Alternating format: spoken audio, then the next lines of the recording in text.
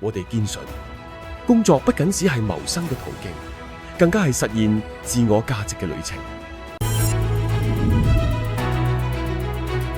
過去10年，建業建榮秉持安全為首嘅核心理念，不斷優化安全管理系統，憑藉長期實踐，贏得業界廣泛認可，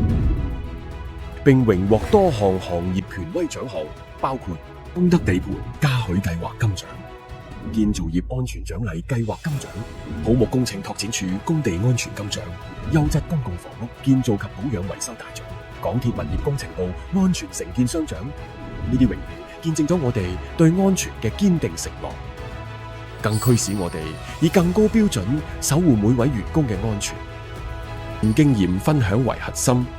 推動安全管理知識嘅雙向傳遞。2024年6月29日，我哋更舉辦咗安全承諾誓師大會，全集團管理層、各部門員工、分判商同供應商代表均有參與。透過集體簽署安全承諾書，共同承諾落實安全為首嘅核心理念。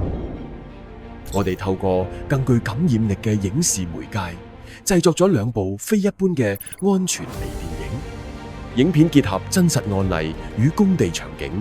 以劇情化表達，深刻呈現工地安全嘅重要性，讓工友真切體會到一次意外可能對個人與家庭造成嘅巨大傷害。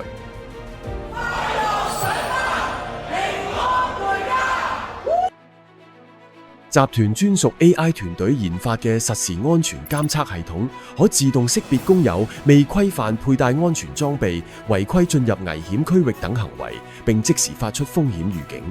此外，IT 團隊研發嘅電子許可證，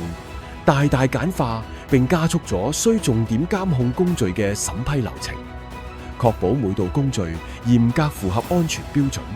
實現安全監管強化與流程效率優化嘅雙重提升。通過營造安全環境與融入對團隊嘅關懷，我哋竭力確保每位工友每日平安回家，與家人共享溫馨時光。呢個係我哋不變嘅初心與承諾。